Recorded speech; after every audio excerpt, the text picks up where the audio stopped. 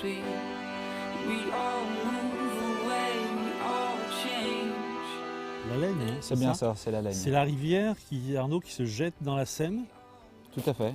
un peu plus bas, En aval, tout à fait. un peu en aval. À Polizy, en fait, c'est ce qui traverse le village d'Hérissé de façon Voilà. Puis nord-sud. la Seine, on connaît son histoire après. Hein. Bon, voilà.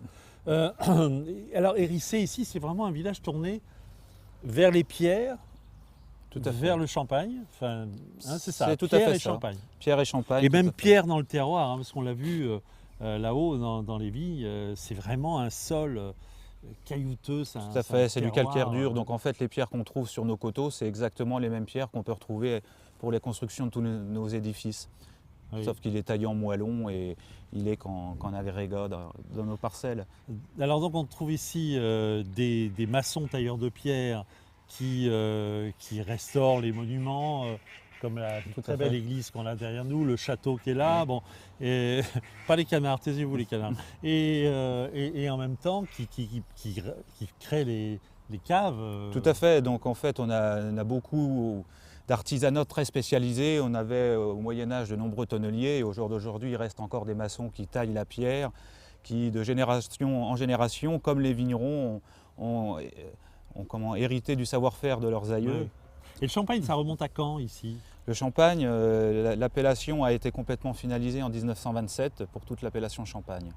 Et le rosé d'Hérissé? Je pense qu'il faudrait plutôt se tourner vers Pascal Morel qui sera à même de vous expliquer plus précisément ce qu'est le rosé d'Hérissé. Et il y a aussi les cadoles, on parlait de pierre, il y a aussi les cadoles. Tout à fait, dans la Côte des Bars, il y a les cadoles, au Rissé, il y en a beaucoup. Donc le spécialiste qui pourra te renseigner, je t'invite à aller voir Guy Lazzarotti. Bon, ben alors le temps d'aller les rejoindre, je te propose de regarder un reportage de Canal 32 sur la prunelle de Troyes et le cellier de Saint-Pierre. Je crois que c'est le seul endroit où on l'a fait, où on la trouve. On va voir ça. Voilà. Pendant que tu vas retrouver mes deux collègues, moi je vais te préparer une petite surprise. Oh, ça marche. Tout à l'heure. Tout à l'heure. On en boit, on est les rois, la prunelle de Troyes. Elle est si douce et si sucrée qu'on dort comme des bébés. Si on va au cellier Saint-Pierre, c'est pas pour la bière. Alors vous êtes en train de cueillir quoi là? Des prunelles. On peut en manger, mais on s'en souvient. Ce qui nous intéresse surtout, c'est le noyau. Donc, on récupère le noyau. En réalité, on n'a pas de gens qui vont dénoyauter tout ça. Ce sont les confituriers qui utilisent la chair et on récupère le noyau derrière. Finalement, on a récupéré des noyaux de prunelles que l'on va pouvoir broyer.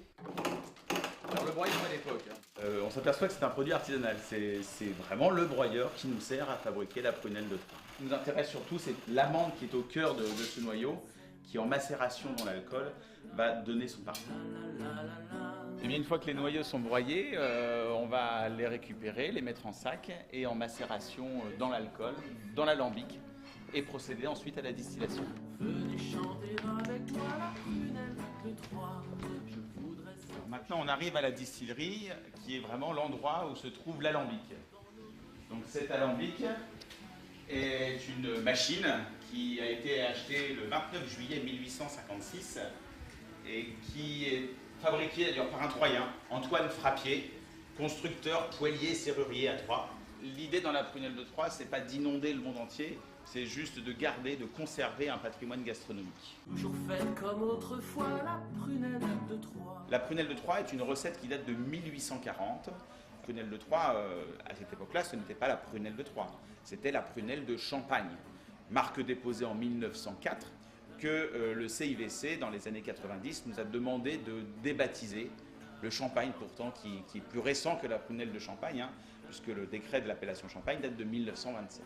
Donc cet alambic sert à distiller, hein, il va chauffer au feu de bois, les vapeurs d'alcool vont être entraînées dans le col de cygne et l'alcool se condense liquide. Ensuite, on va faire une préparation d'un sirop de sucre. Ce sirop va être assemblé avec l'alcoolat et d'autres ingrédients naturels qui vont apporter la complexité aromatique de la prunelle de Troyes dans cet appareil. Broyage, distillation et puis ensuite tous les assemblages, il faut environ 2 mois pour que la prunelle soit terminée et ensuite procéder au vieillissement. Vous êtes le seul homme sur Terre à savoir faire la prunelle de Troyes? Unique.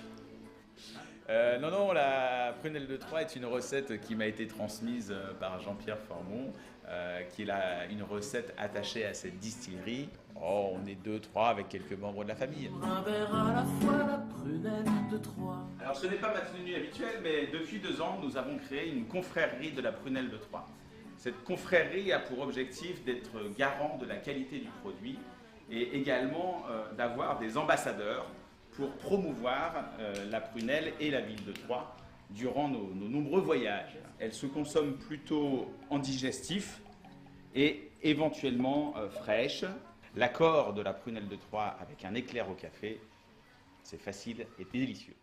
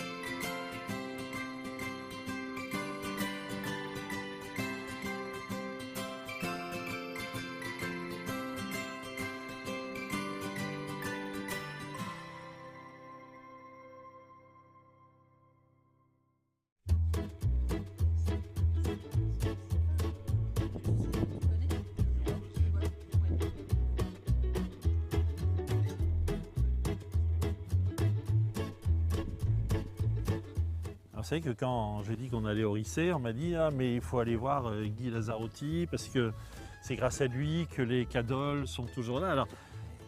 Alors voilà, je suis avec vous maintenant, Guy. C'est quoi une cadole? Eh bien, c'est une cadole. Une cadole ou une loge. Le loge. vrai nom, c'est loge, mais on attribue cadole, c'est logique. Ouais. C'est un abri de vignerons, construit en pierre sèche. Ils ont environ un siècle et demi. Voilà. Voilà, et elle servait d'abri. Alors, Aux vignerons? Parce qu'il y avait déjà des vignerons là, c'était oui, essentiellement des vignerons. Hein. depuis le Moyen-Âge déjà. Oui, hein. oui. Vous pensez qu'on avait quand même à l'époque jusqu'à 1500 hectares de vignes au Moyen-Âge. Oui. Ça fait beaucoup, hein. Oui, ça fait beaucoup. Oui. Et on en est, je pense, si je peux, enfin, Et ça lui servait à quoi? Il dormait pas là, il venait déjeuner. il enfin, déjeunait parce que la il se distance, mettait à l'abri. voilà, de c'est la pluie l'abri, ou- ouais. et d'où l'hiver, les travaux d'hiver, et au frais l'été. Oui, Il y a une pierre. différence énorme, 40 degrés dehors, le soleil en plein été, à l'intérieur vous avez du vin. Pas plus. C'est dû à quoi? C'est la pierre C'est ou c'est le système d'aération? Qu'est-ce à qui fait que la la fois- température est constante? à la fois le l'intérieur système d'aération, parce que ce qui passe entre les pierres forme un semblant de mouvement d'air, et la masse de pierre, Mais on va regarder là-bas. la masse de pierre, le principe d'une cave, Et de plein pied. qu'est-ce qui vous a passionné dans ces Eh bien, pierres finalement? la passion, elle est venue déjà de très jeune, avec mes frères. Bon, on commençait à restaurer différents édifices culturels. On est là. Et un jour, comme ça, on s'est dit, mais les petites cabanes, on en découvre une, deux avec mes frères, et on commence à en nettoyer quelques-unes. Il y en a combien là autour? D'après mon recensement, au bout de 5 années de recensement, 126 actuellement. Mais Ici sur, oui, sur la- sur la localité, la commune des Rissets.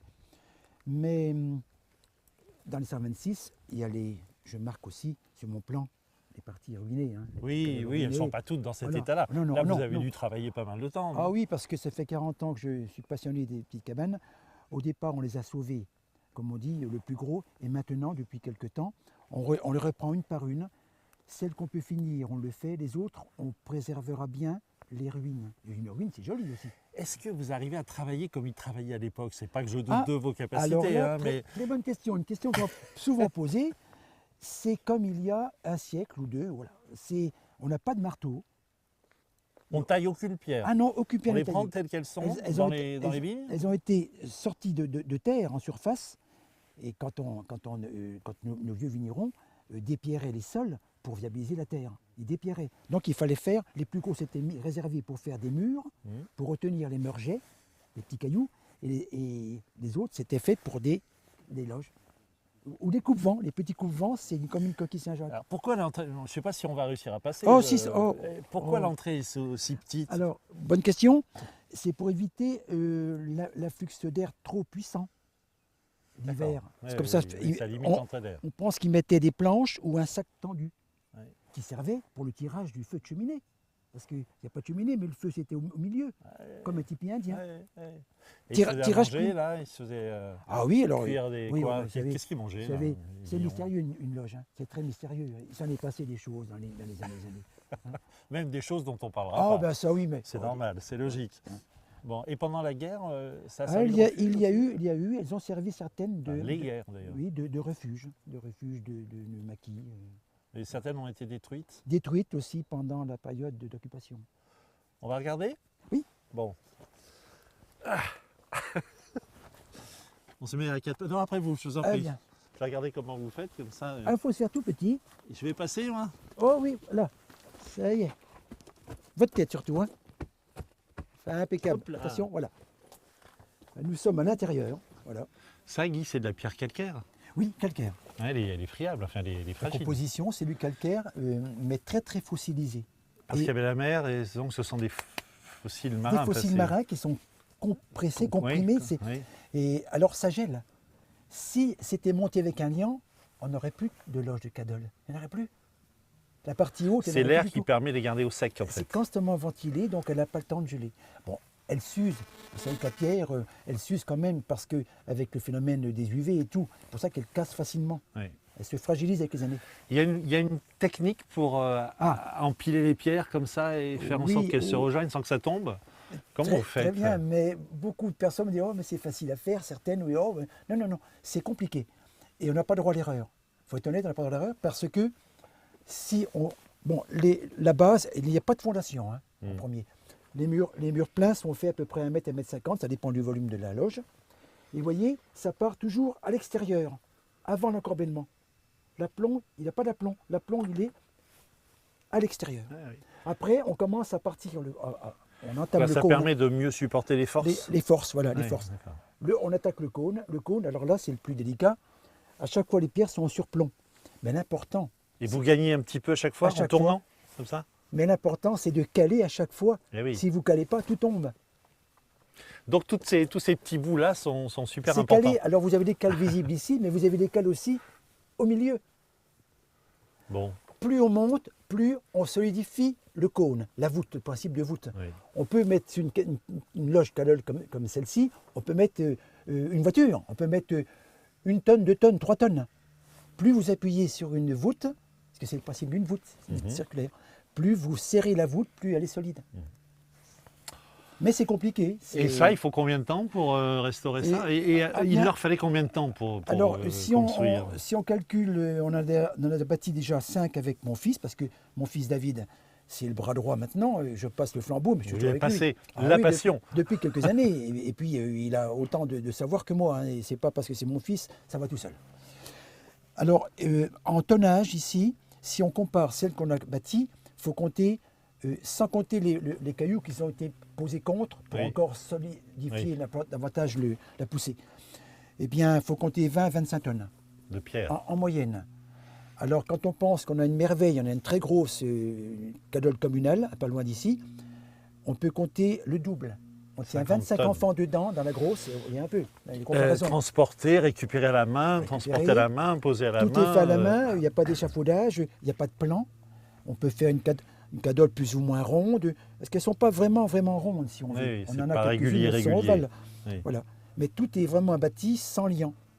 Alors, il faut être honnête, celles qu'on bâtit maintenant et celles qu'on sauve, on met à la dernière pierre un peu de liant parce que, bon, pour pas que des mains, parce que souvent, je le répète encore souvent quand on fait des reportages, ne pas monter dessus, Oui. ne pas enlever la mousse, Non. ne Écoutez pas, bien, écoutez ne pas bien. couper les arbres autour, c'est ce qui tient l'ensemble. Et puis c'est fragile. C'est très fragile. Voilà. Et Donc, respectons-les parce que c'est un patrimoine, c'est déjà pour le respect de nos anciens. Et ça fait partie du produit touristique, du produit de la région Champagne du Sud. Et ça fait partie du paysage. C'est le paysage, ça va avec tout, c'est ça. L'homme, il a bâti ça, il a transpiré, il en a bavé, et je trouve qu'il y a le respect. Voilà. Et c'est pour ça qu'on est venu vous voir, Guy. C'est une passion que et les gens qui aiment, mais même si on n'aime pas, on le respecte. Ouais. Le patrimoine, il va- n'a pas de couleur, il est universel. On va Il y a retrouver le le respect. soleil. On va retrouver le soleil à l'extérieur. On a de la chance, hein, parce qu'il y Oh, a- un beau temps. Et super beau temps. On va retrouver le soleil. Le temps de sortir, ça risque de prendre un petit peu de temps. Je vous propose d'aller voir James. Alors lui, c'est un autre passionné, hein, mais il est passionné de tracteurs notamment. Et il en a une vraie collection. Je crois que ça fait 17 ans qu'il les collectionne. C'est Canal 32 qui nous emmène chez lui. On y va ? Bien sûr. C'est à Proverville, dans l'Aube, que l'on retrouve Jam. Ancien de la caisse d'épargne, maintenant à la retraite, il cultive depuis 20 ans une passion un peu encombrante pour les 4 roues agricoles. Eh bien, la passion des tracteurs, elle a démarré 20 ans en arrière. J'ai un de mes copains qui s'appelle Pierre Régère qui m'a invité à faire une randonnée avec un tracteur que j'avais à l'époque. Et puis la chose que j'aurais pas dû faire, c'est mettre le doigt dans l'engrenage. Et puis là, c'est parti, puis ça s'est plus jamais arrêté. Et puis c'est devenu un petit peu une folie, quoi. Où on arrive à ne plus avoir de place.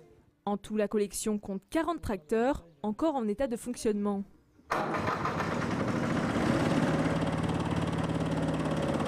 C'est un maréchal Ferrand qui fabriquait ça de A à Z. C'est extraordinaire. Et c'est des tracteurs qui sont arrivés tout de suite après la guerre, hein, parce que bon, il y avait une grosse pénurie d'hommes, donc ils ont inventé les mécaniques. Tout le monde s'est mis à fabriquer du tracteur, et donc voilà, moi j'ai du Société Française, mais ma marque préférée c'est le tracteur Champion, parce qu'ils étaient fabriqués à vol d'oiseau à 800 mètres. Alors, le bâtiment, donc je l'ai monté tout seul. Donc avec mon fiston qui est venu me donner un commun pour quelques morceaux, et puis la couverture. Et puis j'ai attendu qu'ils cassent l'usine, et au moment où ils sont arrivés à la charpente Eiffel, j'ai donc racheté un bout de la charpente Eiffel. Et puis voilà, aujourd'hui les tracteurs Champions sont sous leur charpente, là où ils ont été fabriqués, dans les années 50. Et ces tracteurs, il en prend soin. Tous les jours, il les poussette, les carlingues, nettoie les moteurs et remet à neuf. Moi je suis dans ma passion 60-65% de mon temps. Bon, j'ai pas mal à faire autour de la maison, hein. J'ai 3500 mètres carrés, donc il y a de quoi faire, mais il n'y a rien qui... Mais la priorité, c'est d'abord les tracteurs, mais là, il y avait du travail autour de la maison, c'est la maison. Hier, c'était le jardin. Au fil du temps, sa propriété est devenue une vraie caverne d'Ali Baba, où plaques de publicité pour les tracteurs et jouets pour enfants côtoient les bidons d'huile et autres moteurs agricoles. Un univers passionnant qui a tout de même un prix. Il n'y a pas de budget, il n'y a pas de prix. Bon, le bidon d'huile, ça va de 1 euro à 1500 €, mais là on est dans l'extrême. Une moyenne de tracteurs, il faut compter entre 8 et 900, 1000, 2000 €, ça dépend des tracteurs. Par exemple, en Société Française, c'est beaucoup plus cher. Les champions sont moins cotés que les sociétés françaises. Ces tracteurs, il les trouve dans les magazines spécialisés, sur Internet ou encore via des connaissances. Si Jam expose de temps en temps ses machines dans les foires, la collection complète, c'est pour lui, comme son jardin secret.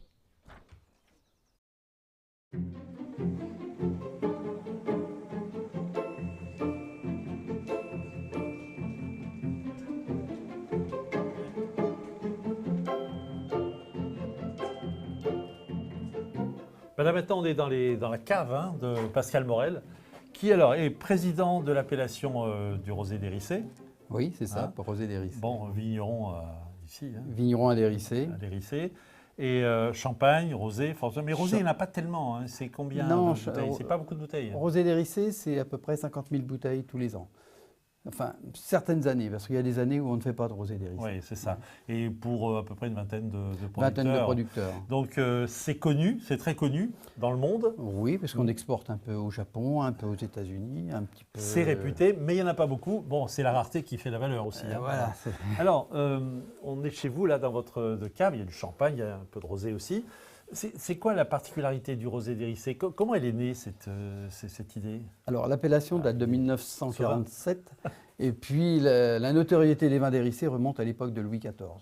Alors, il y a une légende ou une histoire vraie, je ne sais pas, qui veut que Louis XIV, c'était le vin préféré de Louis XIV. C'est vrai ou c'est pas vrai? Alors c'est un des vins préférés de Louis XIV. Oui, enfin, nous on va dire le vin préféré. C'est le vin préféré de Louis XIV. Oui, parce qu'à l'époque, on avait des maçons tailleurs de pierre d'Hérissé qui sont montés pour faire les fondations du château de Versailles. Et à l'époque, c'était des gens qui travaillaient très dur la journée et le soir, ils faisaient un peu la fête. Et le roi Louis XIV, il s'est dit, c'est pas possible, ils doivent avoir une potion magique. Et je vous laisse deviner quelle était la potion magique. Alors c'est Louis XIV qui a dit, mais faites-moi goûter ce doux breuvage. Et ils en auraient fait un des vins préférés de la cour du roi. Vous y croyez ou c'est un peu une légende? Oh, c'est une légende, mais on aime bien y croire. Mais ça pourrait être vrai, parce que le rosé d'Hérissé existait à l'époque. Et d'ailleurs, on retrouve dans les traces du château de Versailles, donc les Knats du Soleil, il les avait baptisés les Knats du Soleil, c'est-à-dire les canards du soleil. Oui. Parce qu'ils pataugeaient un peu dans les marécages du château de Versailles pour faire ces fameuses fondations. Est-ce que le rosé d'Hérissé profite, si je puis dire, de la mode du rosé d'aujourd'hui? Non, parce que c'est un vin qui est un petit peu à part dans les rosés. On l'appelle rosé parce qu'on ne peut pas l'appeler blanc, on ne peut pas l'appeler rouge, mais en fin de compte, on est juste entre les deux. Oui. Et ce qu'on lui demande, en fin de compte, au rosé d'Hérissé, c'est d'avoir la puissance du vin rouge sans le côté tannique. Ce qui en fait un vin atypique dans les rosés. Et c'est un vin de garde aussi, ce qui n'est pas le rosé d'habitude. Hein. Le rosé, c'est un vin à boire dans l'année, hein, pratiquement. Mais celui-ci, c'est un vin de garde. Voilà, hein. Par exemple, dans la cave ici, on a des vins de 47 encore, de rosé d'Hérissé, 1947. Buvable. Buvable, oui. Donc c'est un vrai vin, entre guillemets. Je vais me faire des ennemis chez les producteurs de rosé. Et pourtant, je sais s'il y a des rosés excellents, mais c'est un vin de garde. C'est un vin de garde, qu'on peut boire jeune aussi à 3 à 5 ans, et boire des vins entre 5 et 10 ans.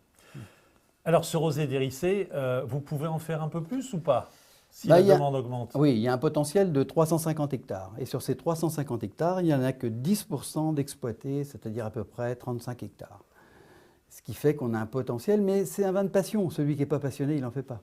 Oui, il a ses adeptes. Oui, et puis voilà, chaque viticulteur qui décide si l'année est propice ou pas. Et puis en plus de ça, on a un cahier des charges aussi qui fait que l'appellation, si on n'a pas les caractéristiques du cahier des charges, on ne peut pas faire de rosé d'Hérissé. Est-ce que ce rosé peut porter la marque des champagnes d'ici, de la région? Ah oui, sans problème. Ici, on a même des champagnes rosés qui sont aussi très typiques, puisque c'est des rosés par ce qu'on appelle par macération, c'est-à-dire que la couleur est obtenue naturellement, bien sûr. Oui. Donc, on est au cœur du Champagne, mais d'un Champagne qui est riche finalement de pas mal de vins. Hein. On est aussi sur un terroir exceptionnel, puisque le terroir d'Hérissé, c'est le plus grand terroir de toute la Champagne. Puisque le terroir fait 866 hectares, et la deuxième commune, c'est une commune à côté d'Épernay qui fait un peu plus de 550 hectares. Donc on est vraiment une très très grosse commune viticole. Et on ne le sait pas forcément, donc maintenant vous le savez, c'est tout bête. Merci beaucoup Pascal. Canal 32 nous emmène maintenant dans l'abbaye, dans les coulisses de l'abbaye de Clairvaux et des Cisterciens. Reconnu comme une commémoration nationale par le ministère de la Culture, les 900 ans de la fondation de l'abbaye de Clairvaux soulignent l'importance de ce site historique au bois dans le patrimoine français. L'abbaye a essaimé partout en Europe, avec plus de 350 filles et petites filles, donc un réseau extrêmement important.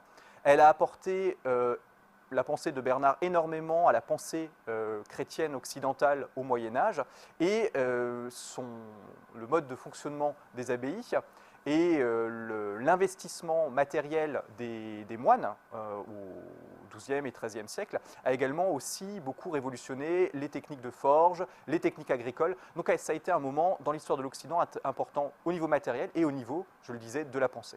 Pour fêter cet anniversaire, un programme d'exposition et d'animation courront jusqu'en novembre.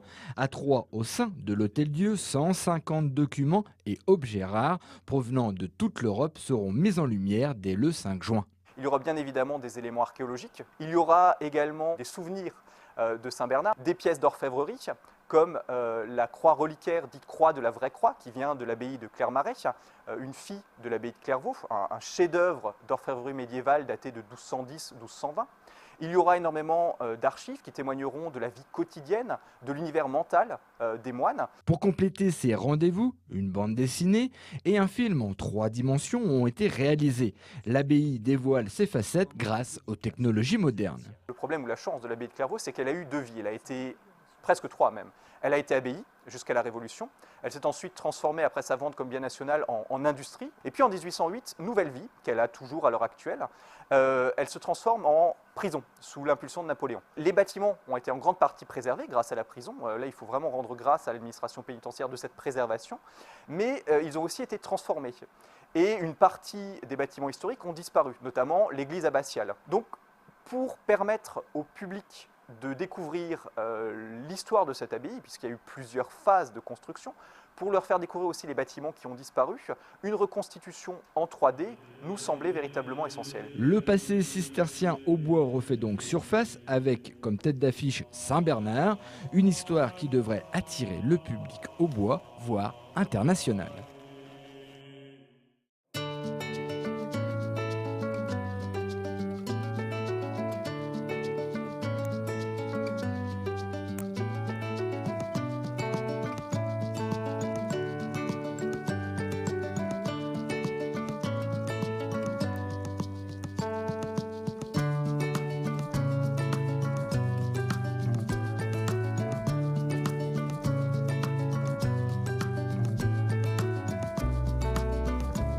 Ben voilà encore un numéro de Terre de France qui se termine bien, mais ici, dans l'Aube, au Rissé, ça ne pouvait pas être autrement.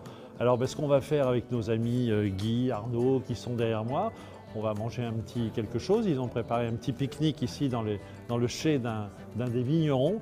Et puis vous savez ce qu'on fait, hein, on va trinquer, avec modération, comme d'habitude, mais on va trinquer quand même. À votre santé, mesdames, messieurs. Allez, au Rissé.